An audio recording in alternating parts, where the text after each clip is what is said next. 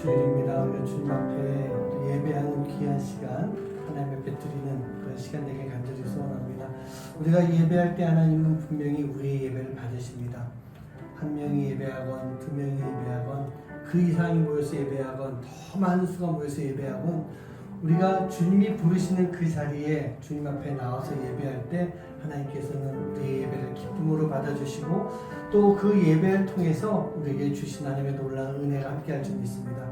오늘 예배하는 이 시간 주님께 드리며 주님께 감사하며 또 주님 앞에 무릎으로 예배할 수 있는 그런 시간에게 간절히 소원합니다. 모두 함께 자리에서 일어나셔서 나는 예배자입니다 함께 찬양하시면서 하나님 앞에 예배하시겠습니다.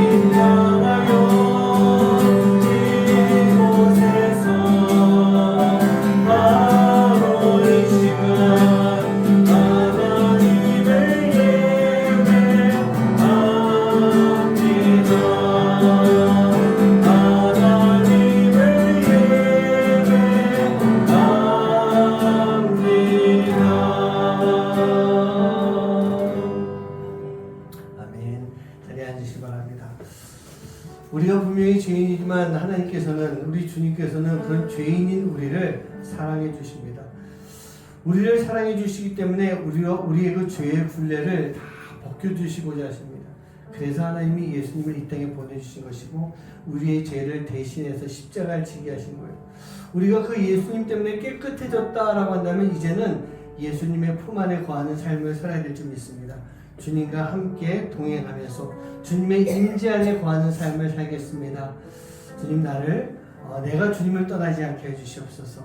그 마음을 가지고 이 시간 함께 기도하는 마음으로 고백하면서 찬양하도록 하시겠습니다.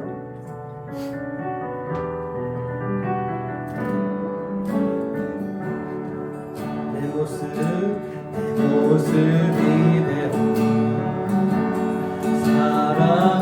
사랑하시네 약한 그대로 사랑하시네 나의 모든 발걸음 주가 아시나니 날 인도하소서 내 모습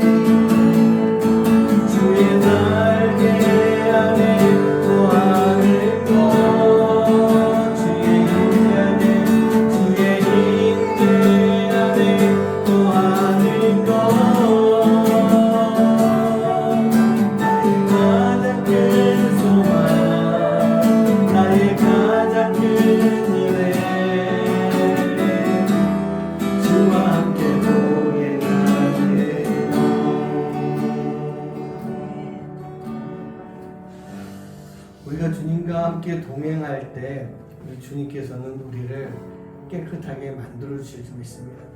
우리가 그런 마음을 가지고 기도합니다. 주님, 우리를 용서해 주시옵소서. 우리를 깨끗하게 해 주시옵소서. 우리를 거룩하게 해 주시옵소서. 내가 간절히 원하고 간절히 바라고 간절히 기도합니다. 우리가 기도할 때는 그런 마음이 있어야 될 것 같아요. 간절히 원하고 간절히 바라고 간절히 기도합니다. 내가 주님의 자녀가 되어서 주님의 그 참 소망 안에 주님의 기쁨이 되는 그런 삶이 되길 원합니다. 하나님이 가지고 계시는 꿈이 그냥 나를 향한 하나님의 일방적인 꿈이 아니라 내 비전이 될 수 있게 해주시고, 예수님의 그 성품이 내 안에 들어와서 나에게 인격이 될 수 있는, 예수님을 닮은 인격을 가지고 살게 해주시고, 성령님의 그 능력이, 그 권능이 내 안에 능력으로 나타나는 그런 삶이 되게 하여 주시옵소서. 우리가 그렇게 할 때 정말 주님과 함께 동행하는 삶을 살 수 있을 것이고, 그러한 삶을 살아갈 때 우리가 늘 언제나 주님과 함께 하늘나라를 향해서 살아가는, 생명의 길로 걸어가는 그런 삶의 모습이 될 줄 믿습니다. 오늘 이 시간 함께 찬양하실 때 주님 간절히 원하고 바라고 기도합니다. 나를 붙잡아 주시옵소서. 그 마음 가지고 이 시간 함께 찬양하시겠습니다.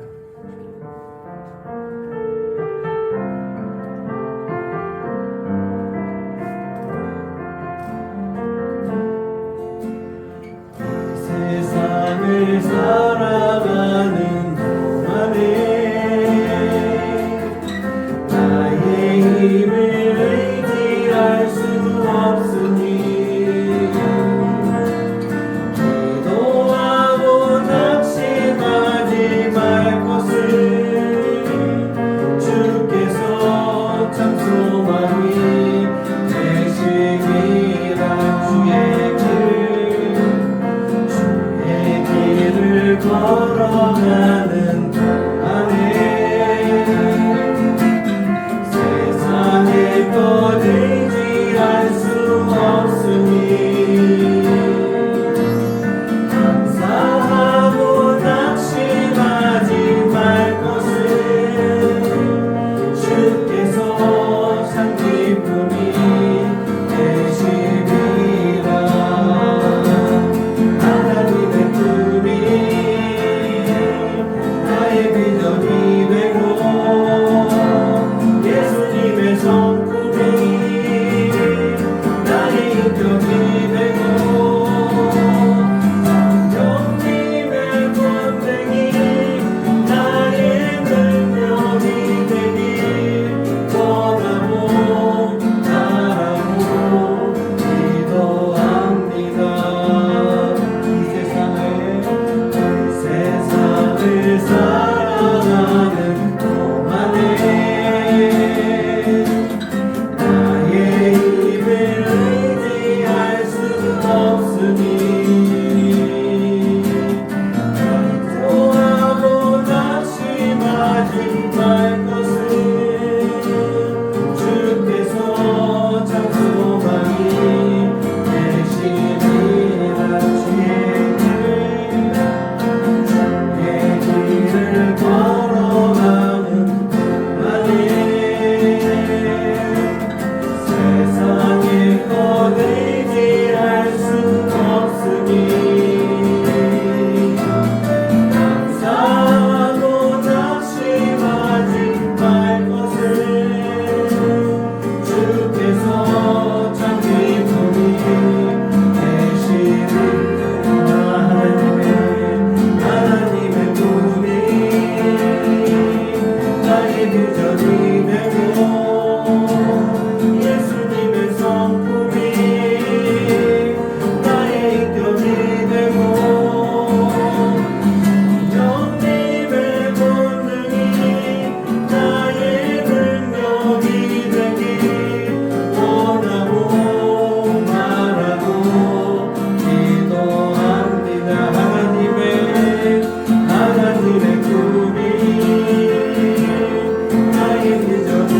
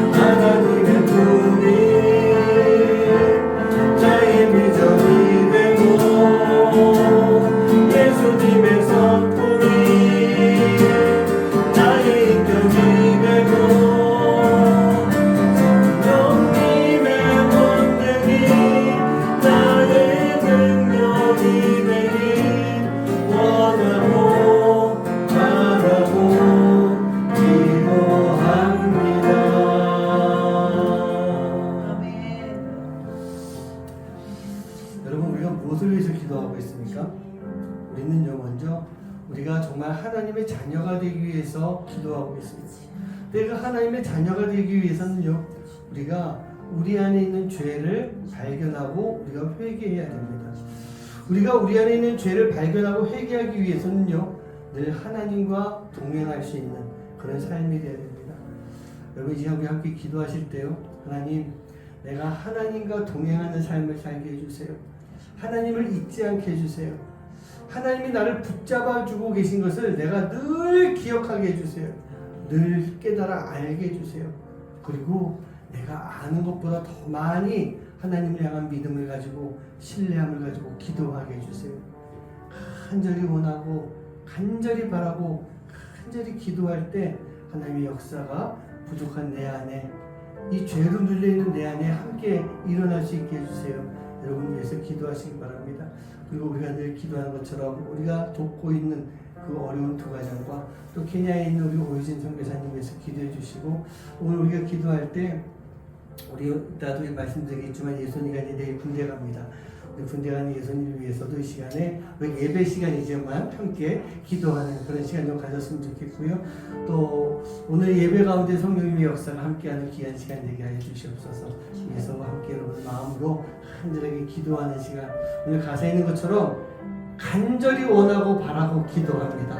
그 마음을 가지고 이 시간에 기도하는 시간 갖도록 하겠습니다. 기도합니다.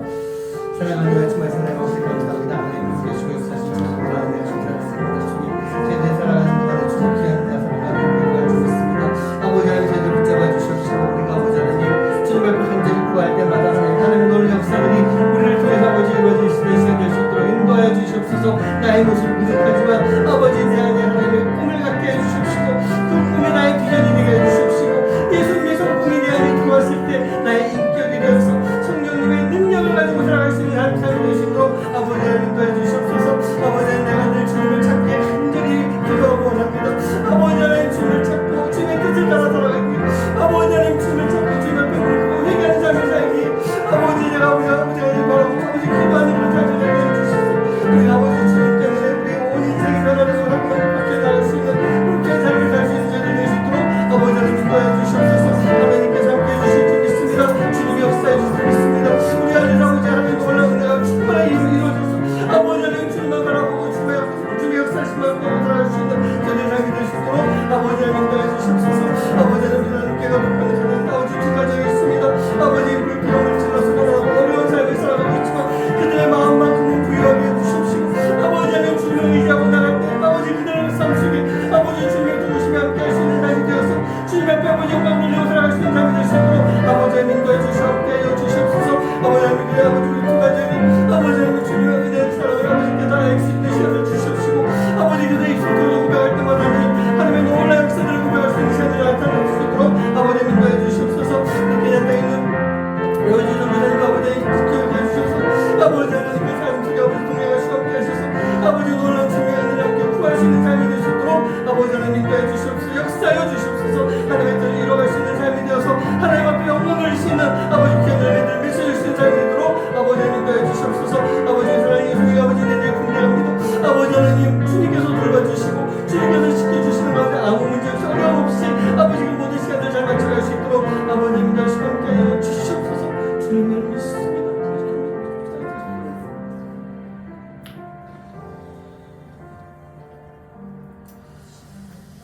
하나님 우리가 살아가는 그 시간 속에서 우리가 참 연약함을 고백할 수밖에 없습니다. 내가 연약하기에 넘어지고 쓰러지고 또 사단의 시험에 빠져서 내가 하나님을 점점 멀리 떠나가는 그런 때가 참 많이 있음을 고백합니다. 하나님 우리에게 강함을 주시옵소서. 영적인 능력을 더하여 주시옵소서. 우리가 사단의 그 계략을 알게 하시고 그것을 파악하게 해주시고 그것을 이제 무찌를 수 있는 담대함이 우리 안에 함께 하셔서 우리가 죄로부터 멀어지고 주님께로 나아갈 수 있는 삶이 될 수 있도록 아버지 하나님 인도하여 주시옵소서. 아버지 우리가 그런 일들로 꼭 기도합니다. 근데 아버지 하나님 기도하는 시간조차 우리가 간절함이 없이 그냥 형식적인 기도로 끝날 때가 참 많이 있었는데 아버지 정말 간절하게 원하고 간절하게 바라고 간절히 기도하는 그러한 시간 속에 우리가 온전히 주님의 자녀가 되어서 주님의 영광을 보게 해주시옵시고 하나님의 꿈을 내 비전으로 예수님의 성품을 내 인격으로 성령님의 그 권능이 내 안에 능력으로 나타나는 삶, 그 삶을 살아갈 수 있도록 인도하여 주시옵소서. 하나님, 우리가 기도하는 두 가정이 있습니다. 하나님, 어렵고 힘들지만 세상 가운데서 힘을 내게 해주시고 우리 그 가정들의 특별히 이 자녀들이 하나님 이 세상 가운데 정말 빛을 낼 수 있는 어려운 가운데 자라났지만 세상 속에 필요한 인재들로 살아갈 수 있도록 또 그 가정이 바로 세워지는 가운데 하나님의 은혜와 사랑을 알 수 있는 그러한 시간들 될 수 있도록 인도하여 주시옵소서. 우리 케냐에 있는 오이진 선교사님도 하나님 붙잡아 주시고 기억해 주시고 돌봐 주시사 하나님 우리 여자 혼자서 그 오지에 들어가서 사역을 하고 있는데 하나님 연약함이 강함이 될 수 있도록 붙잡아 주시고 그 삶 가운데 그 사역 가운데 우리 선교사님이 혼자 하는 것이 아니라 주님과 함께 주님과 동행하며 그 귀한 사명을 잘 이루어갈 때 하나님의 놀라운 역사들 열매들이 맺혀지는 삶이 될 수 있도록 주님 인도하여 주시옵소서. 우리 예선이가 이제 내일 군대 들어갑니다. 하나님 1년 반의 시간을 가는데 이 땅에는 많은 남자들이 다 지나가야 되는 그 시간입니다. 하나님 그냥 지나가는 시간 되지 않게 해주시고 그 1년 반의 군 생활을 통해서 더 배우게 하시고 더 깨닫게 해주시고 더 남자가 되게 해주시고 무엇보다도 더 성숙한 신앙인으로서 변화되어서 나올 수 있는 삶이 되도록 인도하여 주시옵소서. 가는 곳곳마다 행하는 모든 시간마다 주님이 보호하시고 돌보시는 놀라운 은혜가 우리 예수님에게 함께 할 수 있도록 주님 인도하여 주시옵소서. 감사드리며 예수님의 이름으로 간절히 기도하옵나이다. 아멘. 네, 오늘 예배 나오신 우리 성도님들 주님의 이름으로 축복합니다. 아까 말씀드린 대로 이제 예선이가 내일 군대를 드디어 갑니다. 그래서 다 한국 땅에 있는 많은 남자들이 지나가는 그런 시간이지만 또 정작 들어가는 본인은 또 얼마나 적합한 그런 기분이겠어요. 우리 잘 다녀오라고 격려의 박수로 힘차게 격려 박수 해주시기 바랍니다. 일어서서 인사해야지. 자, 일어서서 인사하고 잘 다녀오겠습니다. 그래야지. 하나님이 잘 또 돌봐주시고 또 멋진 사나이로 만들어주시는 참 철원으로 갑니다. 남자들은요 그런 거 있어요. 다 알거든요. 철원으로 갑니다. 그럼 이러는데 그것만큼 정말 강인한 그런 사나이가 되어서 돌아오게 될 줄 믿습니다.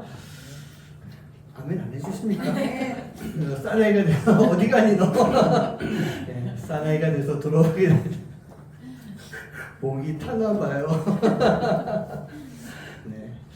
자, 오늘 말씀 보시겠습니다. 오늘 말씀이 좀 긴데요. 아모스 5장 1절부터 15절까지는 말씀입니다. 제가 좀 세 군데로 이렇게 세 번 나눠서 읽을 텐데 읽을 때만 조금씩 이렇게 제가 좀 말씀을 드리고 이렇게 읽도록 하겠습니다. 먼저 1절부터 3절까지 말씀을 읽는데요. 이 말씀은 아모스가 일단 5장 6장이 지난주와 마찬가지로 아모스가 북이스라엘을 향해서 전하는 메시지 설교다라고 보면 될 것 같아요. 그중에서 오늘 1절부터 3절까지는 아모스가 이스라엘 바람을 보면서 안타까움으로 읊었던 애가의 말씀입니다. 먼저 한번 1절부터 3절까지 한번 애가를 생각하면서 한번 같이 읽어봅니다. 시작. 이스라엘 족속아 내가 너희에게 대하여 애가로 지은 이 말을 들으라. 처녀 이스라엘이 엎드러졌으며 다시 일어나지 못하리로다. 자기 땅에 돈지우며 일으킬 자가 없으리로다. 주 여호와께서 이와 같이 말씀하시되 이스라엘 중에서 1000명이 행군에 나가던 성읍에는 100명만 남고 100명이 행군에 나가던 성읍에는 10명만 남으리라 하셨느니라. 아멘. 그 다음에 이제 4절부터 13절까지 읽을 거예요. 그 말씀 가운데 보면 5장에서 시작이 애가다, 슬픔에 가득해서 쓴 글이다 라고 이렇게 이야기하고 있는데 이 4절부터 13절 말씀을 보면은 북이스라엘의 타락한 모습, 그들의 이 나쁜 짓을 하고 있는 모습, 그런 모습들이 이렇게 들어가면서 그런 가운데 이 아모스가 너희가 하나님을 찾아야 된다라고 간절하게. 그러니까 아모스의 그 간절함을 가지고 이 4절부터 13절까지 또 한번 좀 읽어가 보도록 하겠습니다. 시작. 여호와께서 이스라엘 족속에게 이와 같이 말씀하시기를 너희는 나를 찾으라 그리하면 살리라. 베델을 가지 말며 길갈로 들어가지 말며 브엘세바로도 나아가지 말라. 길갈은 반드시 사로잡히겠고 베델은 비참하게 될 것이라 하셨나니 너희는 여호와를 찾으라 그리하면 살리라. 그렇지 않으면 그가 불같이 요셉의 집에 임하여 멸하시리니 베델에서 그 불들을 끌 자가 없으리라. 정의를 쓴 쑥으로 바꾸며 공의를 땅에 던지는 자들아, 묘성과 삼성을 만드시며 사망의 그늘을 아침으로 바꾸시고 낮을 어두운 밤으로 바꾸시며 바닷물을 불러 지면에 쏟으시는 이를 찾으라. 그의 이름은 여호와시니라. 그가 강한 자에게 갑자기 패망이 이르게 하신즉 그 패망이 산성에 미치느니라.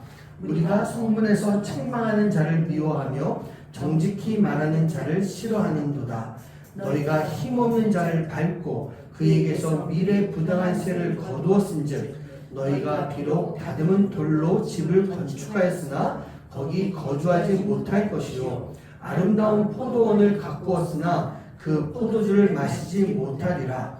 너희의 허물이 많고 죄악이 무거움을 내가 아노라.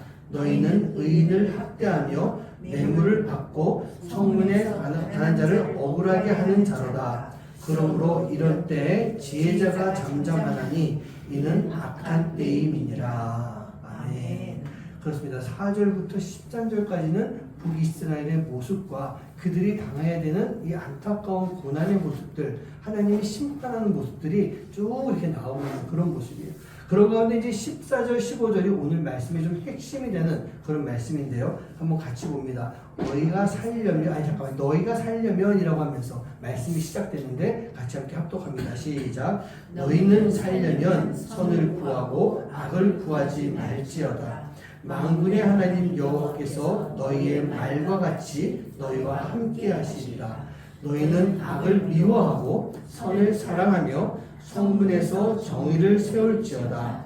만군의 하나님 여호와께서 혹시 요셉의 남은 자를 불쌍히 여기시리라. 아멘.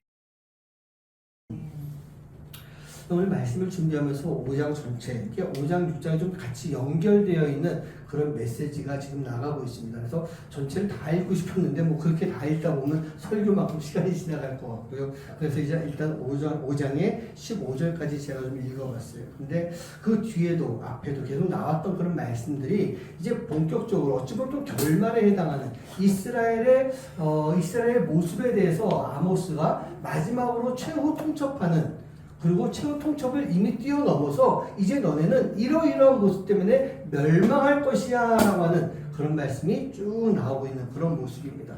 지금까지 우리가 마르지 않는 하나님의 공의라고 하는 주제를 가지고 말씀을 나누고 있어요. 이제 어느덧 후반부에 들어왔습니다. 오늘 말고도 이제 딱 2번 남았어요.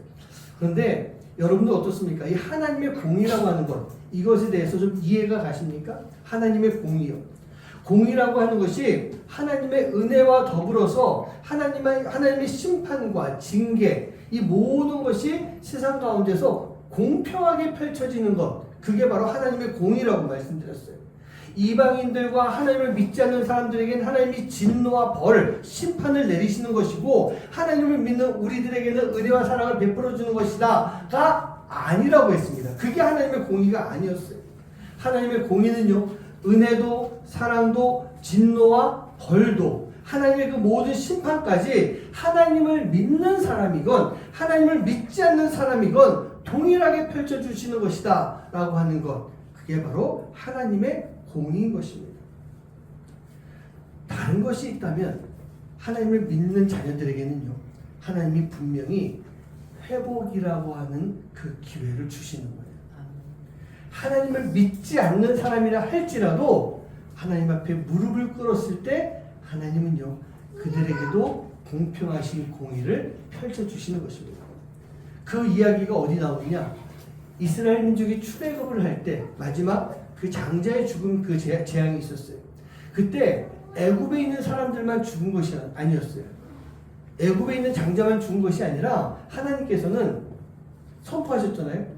양의 희생을 통해 그 피를 은설주와 상인방에 바르도록 해라. 그러면 그렇게 한 사람에게는 죽음의 사자가 지나가지 않을 것이다. 그게 이스라엘에게만 해당한 것이 아니라 애굽 사람들에게도 동일하게 해당이 됐던 거예요. 그래서 이스라엘 민족 중에서도 그 말을 따르지 않았던 사람들은요, 그 가정은 그 장자의 죽음의 그 재앙 속에 포함이 됐던 것입니다. 그리고 결국 어떻게 됐어요? 그러고 난 다음에 출애굽을 할 때 보면 그 안에는 애굽 사람들도 포함이 되어서 출애굽을 했다는 얘기입니다. 그 얘기는 무엇이냐?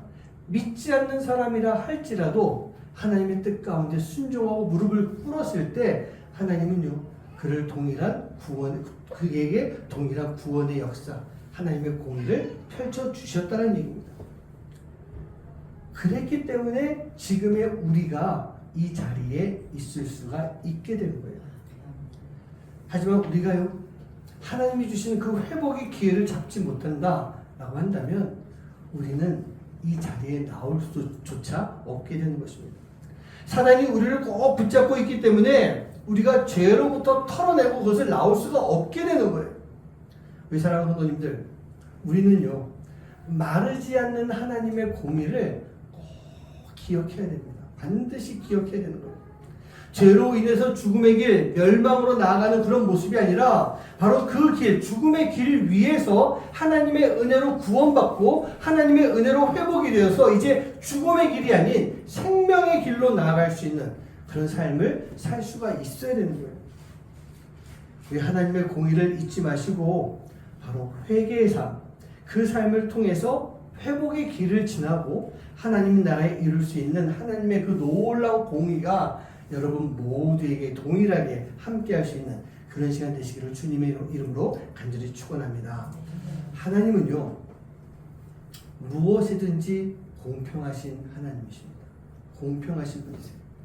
당신이 선택하신 이스라엘만 사랑하셨던 것이 아니고 이방에 있는 모든 민족을 다 사랑하셨기 때문에 누구를 보내주신 거예요? 예수님을 보내주신 거예요. 사랑과 의로우심 그리고 심판과 징계 모두에게 공평하게 다 내리신 거예요. 이스라엘 향해 사랑도 주셨고 이스라엘 향해 심판도 내리셨던 것, 이것을 기억하면서 우리 또한 하나님의 심판에 대해서 우리도 마찬가지로 늘 생각하면서 살아갈 수 있는 그런 삶이 되어야 될 줄 믿습니다.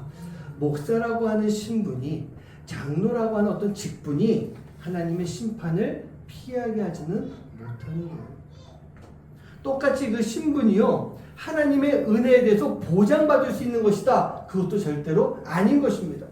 제가 목사이기 때문에 나는 무조건 심판은 피할 수 있고 하나님의 은혜와 사랑은 늘 나는 보장받은 사람이야. 저 그거 아니거든요. 제가 그렇지 않은 거고요. 집사님이라 할지라도 권사님이라 할지라도 장로님이라 할지라도 그게 다 그렇게 동일하게 보장된 거 절대로 아닌 거예요. 하지만 동시에 하나님은요, 그런 우리들이 회개하고 돌아올 때 우리에게 회복이라고 하는 공의를 펼쳐주시는 거예요. 그게 바로 하나님의 마르지 않는 공의, 끝까지 우리를 기다려주시는 하나님의 공의인 것입니다. 우리가 잘 아는 말씀이에요. 제가 자주 드리는 말씀이고 에레미야서 29장 10절과 11절 말씀인데요. 이 말씀을 통해서 우리에게 분명하게 말씀해 주시고 약속해 주시는 건데 우리 한번 같이 함께 합독합니다. 시작. 여호와께서 바벨론에서 70년이 차면 내가 너희를 돌보고 나의 선한 말을 너희에게 성취하여 너희를 이곳에서 돌아오게 하리라. 여호와의 말씀이니라. 너희를 향한 나의 생각을 내가 아나니 평안이요 재앙이 아니니라. 너희에게 미래와 희망을 주는 것이니라. 제가 이번에 말씀을 주면서 계속 에레미야서 아모스를 조금씩 좀 섞어가면서 이렇게 말씀을 나누고 있습니다. 이스라엘을 향해서 전해주신 하나님의 말씀이 어떤 말씀이에요? 아모스서도 그렇고 에레미야도 그렇고 마찬가지로 멸망에 관한 말씀을 전해주고 있는 거예요. 하지만 그러한 가운데서 하나님 앞에 회개하고 하나님의 말씀대로 살아가게 되면 분명히 멸망은 있지만 어떻게 돼요? 하나님께로 돌아오게 해주겠다라고 하는 그런 약속의 말씀이에요.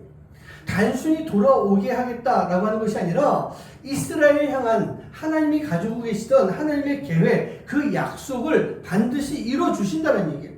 그 약속이 무엇이었어요? 바로 예수님이었어요.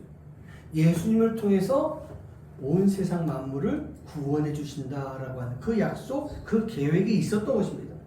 그랬기 때문에 지금의 이 멸망, 북이스라엘의 멸망이 끝이 아니다 그렇게 말씀하는 거예요. 이것이 멸망으로 끝나는 것이 아니라 이 시간, 이 70년의 시간을 통해서 너희들을 훈련시킬 것이고 재앙이 아니라 온 세상을 위해서 준비하고 계시는 하나님께서 준비하시는 미래이고 희망이고 소망이다. 그렇게 지금 말씀하는 거예요. 우리 사랑하는 성도님들, 바로 이게 바로 하나님의 공의가 아니겠습니까? 이게 마르지 않는 하나님의 공의라는 얘기예요. 이렇게 하나님은 당신의 나라를 완전히 멸하시는 분이 아니세요. 그 공의를 이뤄가시기 위해서 남겨놓는 사람들이 있는데 그 사람이 어떤 사람이겠어요? 바로 회개하는 사람인 거예요. 오늘 말씀 속에 나와 있는 말씀이죠. 5장 3절 하반절에 이런 말씀이 있어요. 1000명이 행군에 나가던 소금에는 100명만 남게 됐어요. 100명이 행군에 나가던 소금에는 10명만 남으리라 하셨다. 있어요. 이 말씀이 보면요, 이거는 그거예요. 첫 번째는 분명하고 확실한 심판이에요. 1000명이 나갔는데 900명이 죽는다라고 하는 것은 거의 대부분이 다 죽게 되는 심판을 의미하고 있어요. 하지만 1000명이 나가서 100명이 남고 100명이 나갔을 때 10명이 남는다. 하나님께서는 바로 이 100명과 10명을 통해서 이 남은 자들을 세우시고 그들을 통해서 하나님 나라를 다시 세워 가시겠다.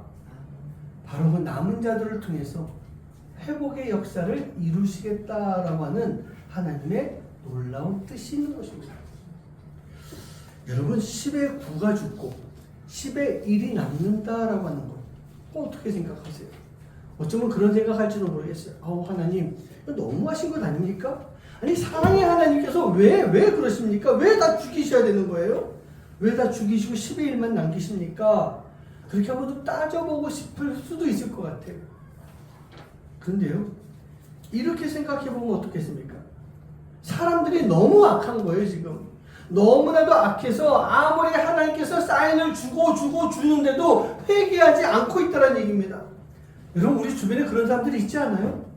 우리가 아마 떠오르는 사람들이 있을 것 같아요. 정말 악한 짓을 하는 사람인데 아무리 저 사람이 하나님께서 말씀하셔도 사인을 주셔도 회개하지 않고 살아가고 있어요. 근데 여러분, 이런 이야기할 때 다른 사람이 떠오를 수도 있지만 누가 떠올라야 될까요? 맞아요. 내가 떠올라야 돼요. 근데 우리는 이런 이야기 들을 때 제일 먼저 다른 사람부터 생각을 한다는 얘기예요. 그게 바로 내가 될 수도 있는 거예요. 맞다 그러잖아요, 제가. 아무리 이 사람들이 악해서 아무리 하나님 사인 주셔도 회개하지 않으니까요. 모두 멸망의 길로 가고 있는데 그나마 그 중에 10의 1, 그 사람들이 회개하는 사람이라는 얘기예요.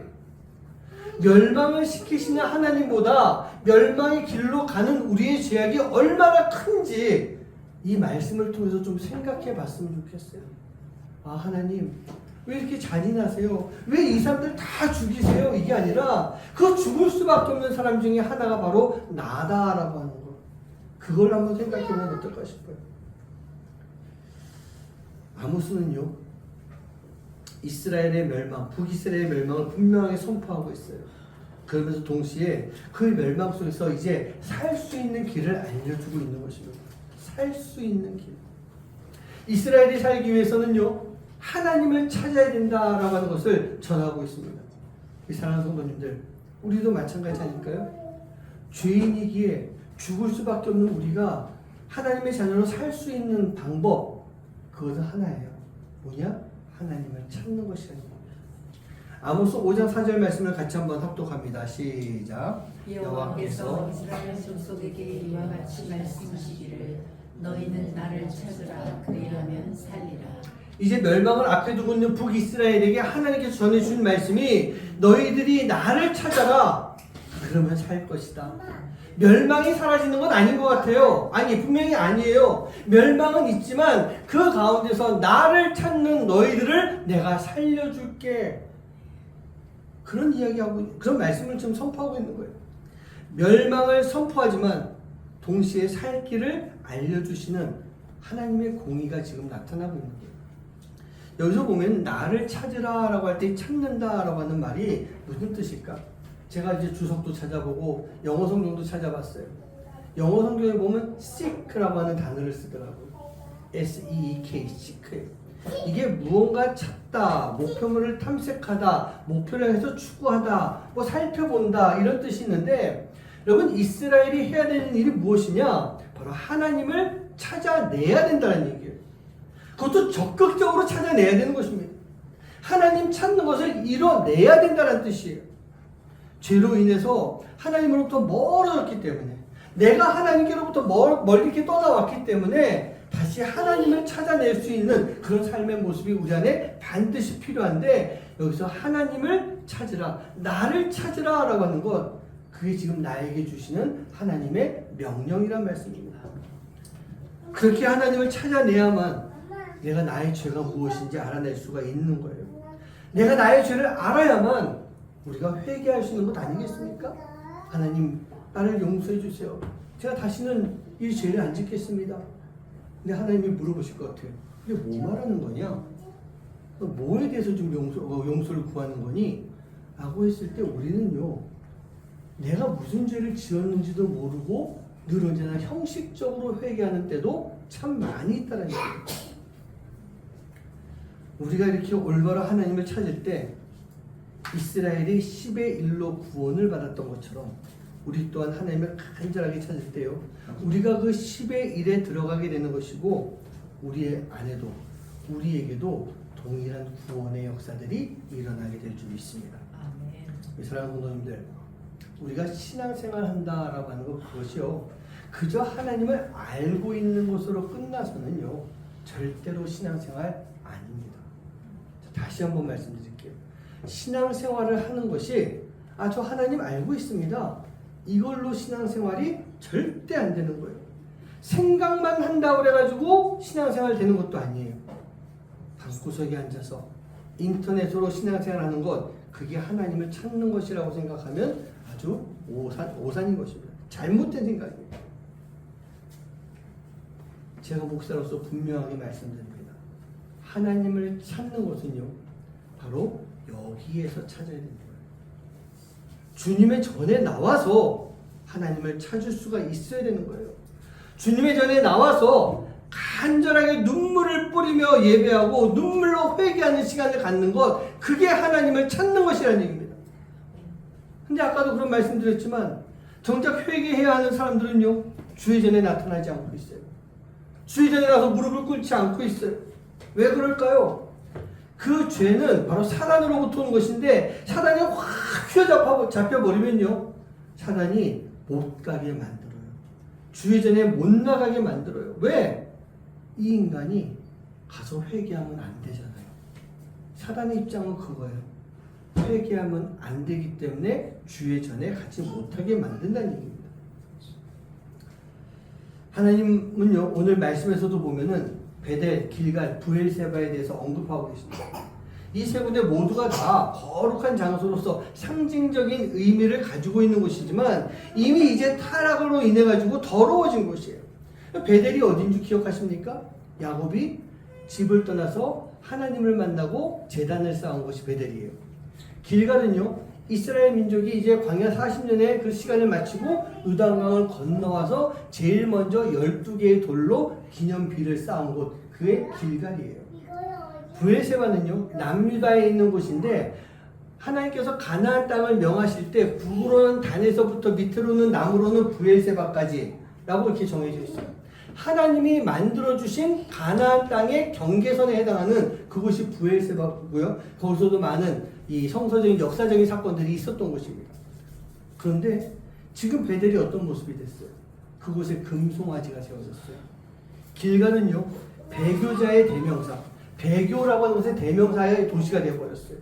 부엘세바라고 하는 곳은요, 지금 무역의 도시로, 이 해안과 멀지가 않다 보니까 무역의 도시가 됐는데 참 이상하죠? 그 무역의 도시는 예로부터 어느 나라를 가든지 간에 음란과 타락과 그런 모습으로 변해가는 것, 그거의 상징처럼 되어 있다는 얘기입니다.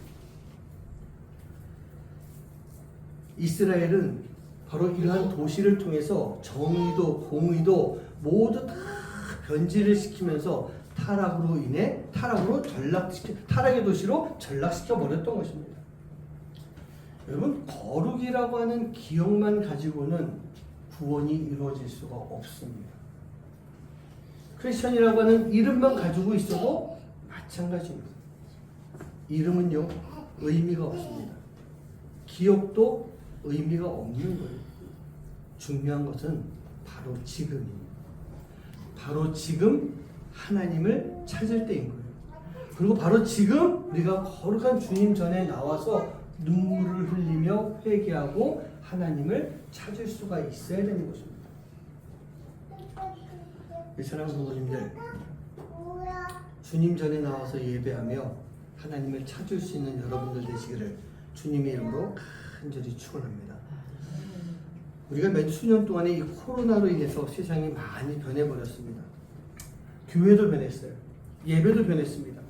지금 제 동료 목사님들이나 선후배 목사님들하고 이야기 나누다 보면 이 코로나가 바꿔놓은 것이 너무나도 크다라고 하는 그런 이야기를 많이 합니다. 하지만요, 이제 우리는요, 돌아와야 돼요.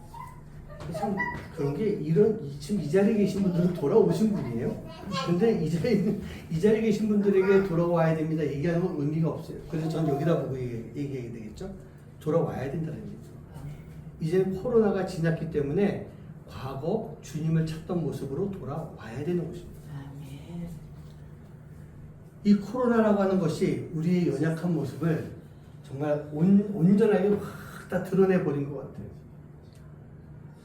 옛날엔 그것이 이렇게 드러나진 않았겠지만 사람들 마음속에 좀 예배를 드리는 것을 편안하게 드리고 싶었던, 이게 교회까지 가야 돼 어째야 돼 그런 생각도 하면서 교회 안 가고 예배 드리면 예배가 아닌가 그런 이야기들도 많이 했었어요.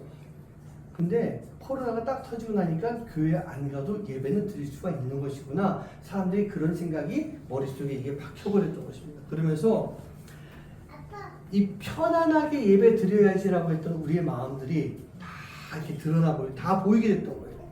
물론 전혀 이 상황이 안 될 경우에 인터넷이라고 하는 것을 통해 가지고 예배를 드릴 수도 있습니다. 그런데 대부분 많은 경우 보면요, 하나님 앞에 나와서 예배를 드릴 수 있으면, 예배할 수 있음에도 불구하고 방구석에서 형식적으로 모니터 딱 켜놓고 그냥 앉아있는 모습, 그게 과연 예배가 되겠습니까? 이렇게 하면서 하나님을 찾는다라고 할 수는 없을 것이고요. 더 나아가서 이렇게 하면서 우리가 온전한 구원에 이를 수가 있겠느냐? 저는 그렇게 질문을 하면서 동시에 아니다라고, 그렇게 할 수 없는 것입니다 라고 대답을 드리고 싶어요. 우리 사랑하는 성도님들, 온전히 하나님을 찾는 그런 삶이 되시길 간절히 소원합니다. 여기에 나오셔야 되는 거예요. 여기라는 것이 나눔교회이기도 하고요, 혹시 여건이 안 됐을 때 나눔교회가 아닌 다른 주님의 전에 가서라도 반드시 예배하는, 그렇게 예배를 드리고 무릎으로 회개하며 눈물을 뿌리는 것, 그게 바로 하나님을 찾는 것이라는 얘기입니다. 바로 이곳에 나와서 하나님의 말씀으로 변화되어야 되는 거예요. 여기에 나와서 하나님 앞에 회개하며 뜨거운 눈물을 흘릴 수 있어야 되는 거예요. 여기에 나와서 하나님의 사랑을 함께 나눌 수 있어야 되는 것이고, 여기에 나와서 하나님의 일을 감당할 수가 있어야 되는 것입니다. 그게 바로 하나님을 찾는 것이라는 얘기예요. 여러분, 사단은 그렇습니다.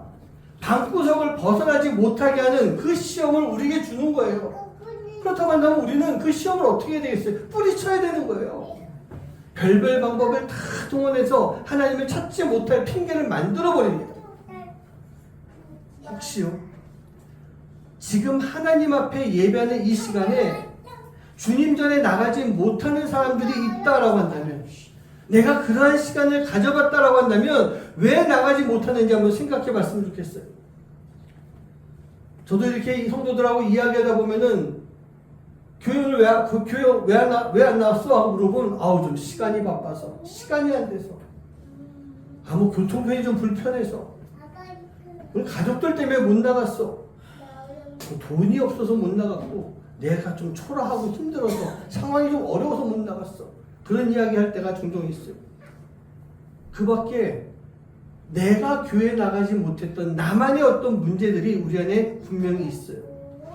그런데요, 이 모든 것이 다 사단이 주는 핑계다라고 우리는 인정해야 돼요. 예배보다 우리 인생에 최우선이 되는 시간은 없어야 됩니다. 무슨 수를 써서든지 주일 주님 앞에 예배해야 되는 거예요. 그렇다고 해서 제가 주일날 아무 일도 하지 말아라 그 얘기는 아니에요. 요즘 뭐 회사도 그렇고 사회도 그렇고 어쩌다 보면 주일날 일해야 되는 사람도 있어요. 주일날 사람 만나지 말란 얘기도 아니에요. 주일날 어떤 행사 하지 말아라 그것도 아니에요. 다 하세요. 괜찮아요. 다 해야 되는 것입니다. 그런데 그 이전에 우리가 무엇을 먼저 해야 됩니까? 예배를 먼저 해야 되는 거예요. 몇 년 전에 이 코로나 이전만 해도 예를 들면 큰 교회 같은 경우에는 빠르면 아침 6시, 아침 7시부터 주일 예배가 시작이 돼요. 그러면 그 예배 드리고 일을 보면 되는 거예요. 그게 하나님 앞에 먼저 예배 드리는 삶을 살아가는 것입니다. 뭐 작은 교회라고 한다면요, 뭐 새벽 예배를 드리고 갈 수도 있어요. 새벽에 예배 드린다고 해서 그 주일 예배 아닌 거 아니에요. 그 예배를 드리고 갈 수도 있어요. 또 안 되는 경우 어떡합니까? 하루 일과를 마치고 저녁에 예배 드리는 경우들도 있어요. 그리고 이것도 저것도 다 안 됐을 때 쓰는 방법 중에 하나가 뭐냐? 인터넷으로 예배 드리는 거예요. 무엇이 되든지 간에 우리는 주일날 하나님 앞에 먼저 예배하는 것을 절대로 빼먹어서는 안 되는 것입니다. 교통편이 불편해서요? 불편하면 나눔교회까지 안 와도 집 앞에 교회가 얼마나 많이 있습니까? 우리는 그렇게 예배 드리면 되는 거예요. 가끔 가다가 그런 얘기 듣습니다. 아, 오늘 교회 가려는데 마누라가 얼마나 열받게 하든지, 애새끼들이 얼마나 힘들게 하든지, 아, 교회 가려고 그러다 열받아서 못 갔어. 이런 무슨 말도 안 되는 핑계 대고 있어. 근데 그런 경우가 적지 않게 많이 있더라고요. 근데 어떻습니까? 만약 가족이 문제가 되면요, 나라도 와서 먼저 예배 드려야 되지 않겠습니까? 하나님이 뭐 돈을 받으시려고 예배하시는 분이세요? 하나님의 화려한 모습을 가지고 떵떵거리면서 주님 전에 와서 예배하는 것을 원하시는 분이십니까? 절대로 그거 아니에요. 여러분, 이러한 핑계라고 하는 이 모든 것들, 내가 오늘 교회 나가지 못하고 예배드리지 못했다라고 하는 것, 하나님을 찾아야 되는데 찾지 못한 그 이유가 되는 그 모든 것들은요, 다 사단이 우리로 하여금 하나님을 찾지 못하게 만드는 핑계다라고 하는 것, 이것을 기억해야 되고요. 이 핑계를 떨쳐내고 하나님을 간절하게 찾음으로 인해서 하나님의 그 공의가 펼쳐지는 곳에서 구원의 역사, 구원의 은혜에 이룰 수 있는 여러분 한 분 한 분 되시기를 주님의 이름으로 간절히 축원합니다. 이렇게 하나님을 찾아야만 살 수가 있는 거예요. 오늘 아모스도 그 얘기하고 있잖아요. 나를 찾아라. 그리하면 살 것이다. 천지 만물을 창조하신 이를 찾으라. 그의 이름이 여호와시다. 그분이 너를 살려줄 것이다. 아모스가 오늘 그런 말씀하고 있었잖아요. 그리고 이제 그렇게 말씀을 했던 아모스가요, 이제 하나님을 찾았다면 살기 위해서 우리가 어떻게 살아야 되는가라고 하는 것을 두 가지 그 말씀을 해주고 있어요. 여러분, 이 크리스찬들에게 있어서요, 극단적으로 대비가 되는 두 단어가 있습니다. 혹시 뭔지 아시겠어요? 한 글자씩이에요. 모와 모. 이게 극단적으로 대비가 돼요. 앞에 거는 선이에요. 그럼 뒤에 거 뭘까요? 악이에요. 선과 악은 아주 대비가 되는 두 단어인 것입니다. 하나님을 찾고 살 길을 찾고자 한다면 우리는요, 이 선과 악에 대한 분명한 개념을 가지고 그렇게 살아가야 되는 것입니다. 말씀을 볼까요? 오늘 말씀에 이제 나와 있는 건데, 자, 5장 14절 말씀 봅니다. 시작. 너희는 살려면 선을 구하고 악을 구하지 말지어다. 만군의 하나님 여호와께서 너희의 말과 같이 너희와 함께 하시리라. 자, 첫 번째로 우리가 하나님을 찾은 우리가 이제 살고자 한다면 선을 구하는 삶을 살아야 되는 거예요. 여기서 구한다라고 하는 말이요, 히브리어는 다라시라고 하는 그런 단어인데요, 그 뜻이 찾다, 뭐 도모하다, 연구하다 이런 뜻이 있는데요, 아주 소극적인 의미로는 뭔가 어디에 있는가 하고 찾아보는 거, 그런 뭐 발견해내려고 하는, 찾는 그런 의미가 있는데, 이게 아주 적극적으로 표현하면요, 차력을 다해서 간구하면서 열심히 쫓아다니면서 얻기 힘쓴다라고 하는 그런 뜻이 있는 거예요. 선을 구한다라고 하는 것이요, 여러분 대충 해가지고 그냥 뭐 착하게 살면 되겠지, 뭐 건들건들하면서 이렇게 하는 그런 모습이 아닌 거예요. 대충이 아니라 지극정성을 한 100배, 1000배, 10,000배 집어넣어서 지극정성으로 목표를 이루기 위해서 최선을 다하는 그런 모습인 거예요. 제가 아침에 이 말씀을 다시 보다가 떠오른 사람이 있어요. 여러분, 목표를 이루기 위해서 최선을 다하는 사람들 중에 하나가 운동선수 아니겠어요? 올림픽 나가서 금메달 따려고 해요. 우리 연아가 생각나더라고. 우리 한국 사람들은 김연아가 다 우리 연아야.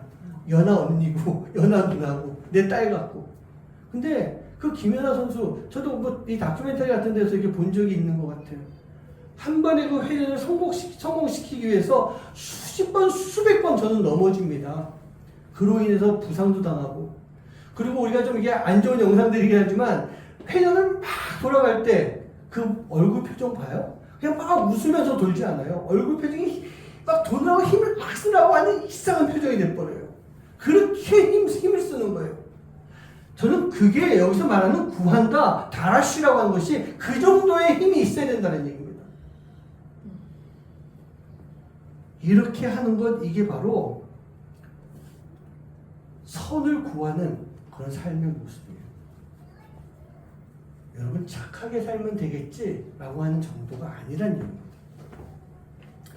선을 구하는, 선을 다라시할 수 있는 그런 삶을 통해서 진짜 하나님을 찾고 살 수 있는 길로 나갈 수 있는 여러분 한 분 한 분 되시기를 주님의 이름으로 간절히 축원합니다. 이 말씀을 보다가 시편 1편 말씀에 떠올랐어요. 우리가 잘 아는 말씀이잖아요. 여러분, 시편 1편에는 두 종류의 사람이 나오죠. 복 있는 사람과 악인이 나오게 됩니다. 여기서 이 복 있는 사람을 선한 사람의 모습으로 좀 바꿔서 생각해 봤어요. 그러면서 제가 한번 바꿔서 한번 읽어봤어요. 선한 사람은 악인의 꾀를 따르지 아니하며, 선한 사람은 죄인의 길에 서지 아니하며, 선한 사람은 오만한 자들의 자리에 앉지 않고, 선한 사람은 오직 여호와의 율법을 즐거워하며 그 율법을 주야로 묵상하는 자다. 선한 사람, 선을 구한다라고 하는 것이 두 가지 있는 것 같아요. 하나는 버리는 게 선을 구하는 거예요. 하나는 가지는 게 선을 구하는 거예요. 악인의 꾀를 따르는 것, 죄인의 길로 들어서는 것, 오만한 자의 자리에 함께 앉는 것, 이런 것들을 버리는 것, 이게 바로 선을 구하는 삶이 되는 것입니다. 이렇게 버릴 때요, 그러한 사람의 삶이 시냇가에 심겨져 있는 나무같이 늘 형통한 아름다운 꽃을 피우고 열매를 맺을 수 있는 그런 삶이 되는 거예요. 우리 사랑하는 성도님들, 여러분들은 지금 무엇을 구하고 무엇을 가지고 즐거워하고 있습니까? 무엇을 늘 간직하면서 살아가려고 하고 있습니까? 하나님의 말씀이 여러분들을 즐겁게 만들고 있습니까? 하나님의 말씀이 여러분들의 삶을 주관하고 있습니까? 아니면 이 세상의 꾀라고 하는 것들, 죄인들 위한 쾌락의 길, 편안하게 늘어질 수 있는 이 죄인의 자리, 이런 것들을 추구하고 있습니까? 우리는요, 이러한 것들을 버리고 하나님의 말씀을 구해야 되는 거예요.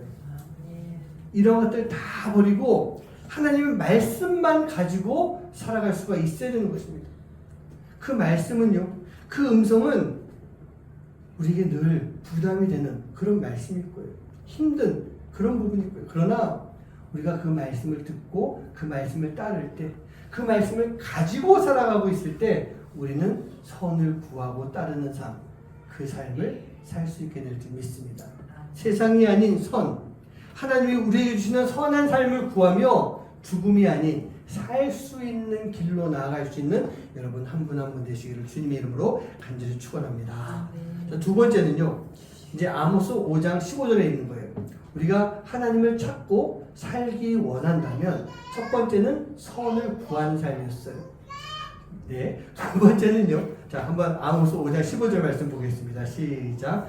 너희는 악을 미워하고 선을 사랑하며 성문에서 정의를 세울지어다. 만군의 하나님 여호와께서 혹시 요셉의 남을 자를 불쌍히 여기시리라. 아멘. 자, 하나님을 찾은 우리가 살 수 있는 두 번째 길이 뭘까요? 악을 확실히 버리기 위해서 악을 어떻게 하라고? 미워하는 거예요. 악을 미워해야 돼요. 자, 여기서도 마찬가지예요. 미워하다라고 하는 말이 히브리어 사네라고 하는 뜻인데 이게 좀 소극적으로 표현하면 저 유감입니다. 뭐 이런 뜻. 좀 마음이 좀 불편합니다. 뭐 이렇게 좀 해석할 수 있는데 이걸 적극적인 의미로 풀어보면요. 악의를 품는 거예요. 악의. 이 무엇인가 이것에 대해서 악의를 품는 거예요. 이것에 대해서 막 증오하는 거예요. 미워하는 것을 훨씬 뛰어넘는 거죠. 증오하는 거예요. 즉 악에 대해서는 어떻게 됩니까? 우리가 악의를 품고 있어야 되는 것이고 증오해야 할 정도로 미워하고 멀리해야 되는 것. 그게 바로 악인 것입니다. 그게 악이에요. 악은요, 사단이 우리에게 주는 마음인 것입니다. 신앙으로부터 멀어지게 하려고, 하나님을 잊고 살도록 만들려고 사단이 우리에게 주는 것, 그게 악인 거예요. 여러분, 우리가 선을 구하고 살려면 악을 멀리 해야 됩니다. 이 선과 악은 동시에 나타날 수가 없는 것이다. 저는 그렇게 생각해요. 우리 안에는요, 참 안타깝지만 이 악과 선이 함께 공존을 해요. 이해를 잘 하셔야 돼요. 우리 안에 악과 선이 공존하고 있지만 우리의 삶 속에 드러나는 건 이 둘 중에 하나라는 얘기예요. 두 개가 다 같이 동시에 나올 수는 없다라고 저는 분명하게 믿고 있어요. 우리 안에 죄성이 있지 않습니까? 그 죄성이 있을 때 그 죄성을 다스리지 못하면 이 악이 우리 안에서 밖으로 나오게 되는 거예요. 하지만 동시에 우리 안에 또 무엇이 있습니까? 성령님이 계신 거예요. 그 성령님은 무엇을 끌어내실까요? 바로 선을 끌어내주시는 거예요. 선을 위해 살도록 만들어 주시는 거예요. 그렇기 때문에 우리는요, 죄성이 찾게 만드는 악에 대해서 분명히 우리가 악의를 품고 증오하고 미워할 수 있는 삶, 그 삶을 살아야 될 줄 믿습니다. 이 크리스찬들에게 있어서 일반적으로 증오한다, 미워한다라고 하는 단어가 어울리는 단어는 아니지 않습니까? 제가 목사이기 때문에 우리 아이들 예나하고도 며칠 전에 그런 얘기 있었어요. 누굴 미워하면 안 돼. 그런 얘기를 했어요. 아빠가 목사니까 아빠가 그렇게 이야기할 수밖에 없어. 아빠가 이렇게 말하는 것을 네가 이해는 하겠지. 이렇게 말하면서 나도 내 마음속에 증오하고 미워하는 마음이 있다는 얘기예요. 우리 사람 마음속에는 이 증오와 이 미움이 이 단어를 사용하고 싶을 때가 분명히 생기더라는 얘기입니다. 그런데 사용하지 말라고 하지 않습니까? 심지어는 원수까지도 사랑해라. 정말 어려운 말인 것 같아요. 그런데 우리가요, 이 증오와 미움이라고 하는 단어를 사용할 수 있는 때가 있어요. 조금 더 정확히 말하면 사용해야 되는 때가 있는 거예요. 언제인지 아시겠죠? 바로 이 악이 내 안에서 나오려고 할 때, 악이 나를 사로잡으려고 할 때, 그 악을 상대해야 될 때 우리는 이 증오와 미움이라고 하는 단어를 마음껏 사용해야 되는 것입니다. 악에 대해서 마음껏 증오하고 마음껏 미워할 수 있는 그런 삶을 살아보길 간절히 소원합니다. 우리가 이렇게 악에 대해서 증오하고 미워할 때 하나님은요, 분명히 기뻐하시는 하나님이실 줄 믿습니다. 그리고 이렇게 할 때 하나님은 우리의 삶도, 우리가 드리는 예배도, 우리의 헌신, 그 모든 것들을 다 기쁨으로 받아주시는 거예요. 이것이 없는 예배, 이것이 없는 헌신, 이것이 없는 신앙인의 삶, 하나님은 기쁘게 받지 않으실 줄 믿습니다. 사랑하는 성도님들, 하나님의 공의는요, 우리가 따르고 우리가 실천해야 되는 것이다 라고 제가 첫 시간에 말씀드렸어요. 이렇게 정의 내렸었죠. 하나님의 공의는 우리들의 이 정의라고 하는 것, 우리들의 정의가 우리의 삶 속에서 실천되는 순종의 모습이다. 그렇게 제가 정의를 내릴 줄 알았어요. 무엇을 실천하고 무엇에 순종하시겠습니까? 하나님을 찾고 선을 구하고 악을 증오하는 모습 속에서 바로 우리를 향하신 하나님의 공의가 이루어질 수 있도록 만들어야 되는 거예요. 그리고 바로 그 길을 통해서 우리의 영혼이 살 수 있는 길, 우리의 영혼이 따라갈 수 있는 그 삶을 만들어야 되는 것입니다. 사랑하는 성도님들, 우리의 영혼이요 죽어가고 있습니다. 우리의 영혼이요 죽어가고 있어요. 이스라엘처럼 지금 죽어가고 있어요. 하지만 동일하게 하나님은 우리에게 죽어가는 우리에게 살 길도 열어주셨습니다. 비록 그 길이 좁고 들어가시는 사람의 수가 적다 할지라도 우리가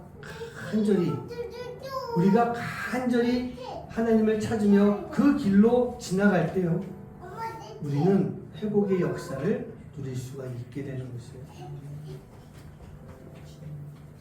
바로 그 길을 통해서 우리가 살 수 있는 그 길을 통해서 온전한 회복이 여러분들에게 함께 할 수 있는 시간 되시기를 주님의 이름으로 간절히 축원합니다. 우리 찬양 가운데 보면 주님 마음 내게 주소서라고 하는 그런 찬양이 있습니다. 우리가 주님을 찾는 거예요. 주님의 마음이 내 안에 들어오게 하여 주시옵소서. 주님을 찾는 그 모습 아니겠습니까? 왜 그럴까요?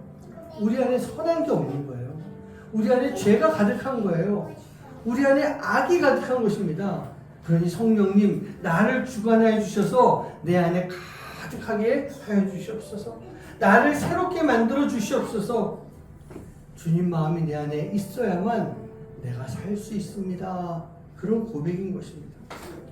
주님의 마음이 내 안에 있어야만 내가 선과 악을 구별할 수 있습니다. 주님 내 안에 함께하여 주셔서 나를 온전히 세워주시옵소서. 나를 변화시켜 주시옵소서. 우리 그 마음을 가지고 이 시간 함께 찬양하며 결단하는 그런 시간 갖도록 하겠습니다.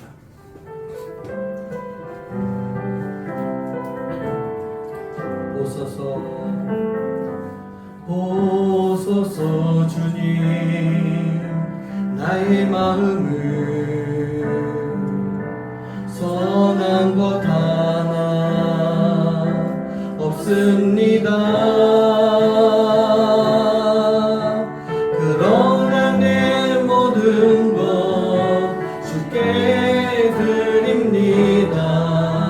사랑으로 안으시고 날 새롭게 하소서. 보소서 주님, 나의 마음을 선한 것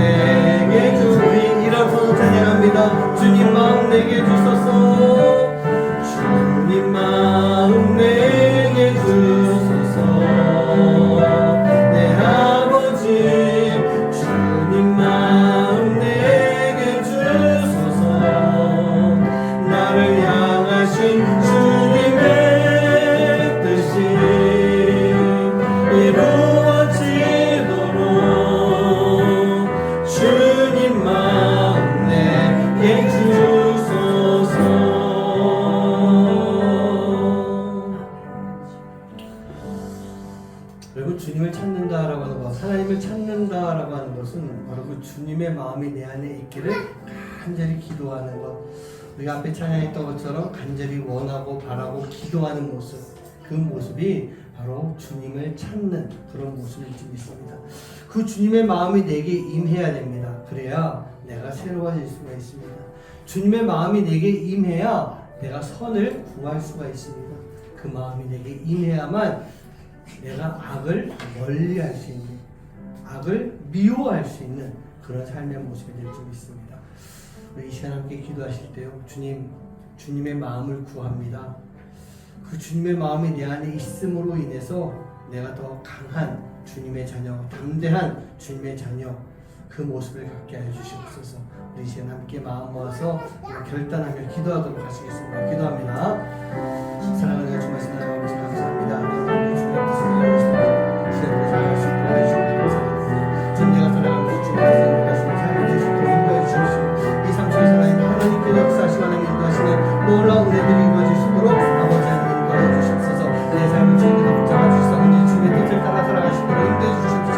아버지 그 삼촌의 하나님 역사하시는 놀라운 은혜들이 아버지 온전히 이루어질 수 있는 삶이 될 수 있도록 아버지 하나님 인도해 주시옵소서. 주님의 마음을 내게 주시옵소서. 주님을 찾는 삶이 되기를 합니다. 하나님을 찾는 삶이 되기를 합니다. 내 안에 그 하나님을 찾을 때 아버지 하나님과 살 수가 있습니다. 주님의 마음을 구할 때 내가 선을 구할 수 있습니다. 주님의 마음이 내 안에 함께 있을 때 아버지 내가 악을 미워하며 멀리할 수가 있사오니 아버지 하나님 주님의 마음을 가지고 살아갈 수 있는 삶이 되어서 온전히 아버지 주님의 뜻을 구할 수 있는 삶이 될 수 있도록 아버지 하나님 인도해 주시옵소서. 아버지 하나님 사단이 우리를 붙잡고 있기에 우리를 놓지 않고 있기에 아버지 하나님 우리가 주님의 마음을 이끌을 때가 많이 있습니다. 주님의 마음을 구해야 되는데 아버지 구하지 못하고 세상을 바라보고 살아갈 때가 많이 있었는데 아버지 하나님 이제 성도님들 세상을 바라보고 구하는 것이 아니라 주님을 바라보며 주님을 구할 수 있는 삶을 통해서 아버지 하나님 온전히 죽음 가운데서 생명으로 이어갈 수 있는 삶을 살아갈 수 있는 하나님의 귀한 자들 될 수 있도록 아버지 하나님 인도해 주시옵소서. 주시옵소서. 주님 말씀 하나님, 우리는 하나님을 만나기 이전에 죄인의 모습으로 살아왔었습니다. 내 안에 선한 것이 하나도 남아있지 아니하고 세상의 악한 권세가 나를 주관하고 나를 붙잡고 살아왔었습니다. 그랬기 때문에 우리가 그런 내가 멸망으로 죽음의 길로 갈 수밖에 없었습니다. 이스라엘의 멸망이 나의 멸망과 그 이스라엘이 죽음의 길로 가는 것이 내가 걸어가는 길과 동일한 그런 모습이었습니다. 그런데 그런 가운데 주님께서 내게 와주시고 나를 불러주셔서 우리가 이제 죄인이 아닌 의인의 길로 들어설 수 있도록 만들어 주셨습니다. 주님을 만났던 것이, 주님을 깨닫고 내가 주님을 믿겠습니다 라고 고백을 했던 것이 우리 인생의 첫 번째 터닝 포인트였다고 한다면, 이제 우리가 그 삶을 잘 유지하고 지속시켜 나갈 수 있는 삶이 되도록 우리를 붙잡아 주시옵소서. 그런데 그렇게 살아가야 되는데 사단이 그냥 우리를 그냥 두지 않습니다. 사단이 우리를 늘 넘어뜨리려고 공격하고 우리를 붙잡고 늘어지고 있습니다. 우리가 온전한 생명의 길로 가기 위해서 하나님을 찾게 해주시옵시고, 하나님을 찾고 내가 내 안에 있는 죄를 주님 앞에 무릎으로 회개하며 온전한 선을 구하는 삶을 살아가고 악을 미워하고 증오하는 삶을 통해 이제 온전한 하나님의 자녀로서의 삶을 살아갈 수 있도록 인도하여 주시옵소서. 주님의 마음이 내 안에 있어야만 우리가 선을 구할 수 있을 줄 믿습니다. 주님의 마음이 내 안에 있을 때 내가 악을 미워하고 멀리할 줄 믿습니다. 이제 그 마음을 가지고 온전히 주님 앞으로 나아가는 삶을 사는 하나님의 귀한 자녀들 될 수 있도록 인도하여 주시옵소서. 오늘도 주님 앞에 귀한 예물 드립니다. 주님 이 예물 받아주시고 이 예물을 통해 하나님이 기뻐 받으시는, 그리고 이 예물을 아름다운 그리스도의 향기가 되어서 세상 가운데 퍼져갈 수 있도록, 또 주님의 이 교회, 나눔교회 재단을 위해서 나눔교회가 더 성장해 나가는 그 시간 속에 쓰임받을 수 있도록 인도하여 주시옵소서. 이제는 우리 주 예수 그리스도의 은혜와 하나님의 놀라우신 사랑하심과 성령님의 역사하심이 이제 죽음의 길을 걸어가고 있었지만 살 수 있는 삶을 통해서 살 수 있는 길을 통해서 이제 하나님을 찾고 선을 구하고 악을 미워하며 오직 주님의 말씀대로 살아가기로 마음속 깊이 다짐하는 하나님의 귀한 자녀들 머리머리 위에 이제부터 영원까지 함께 없시기만을 간절히 축원하옵나이다. 아멘.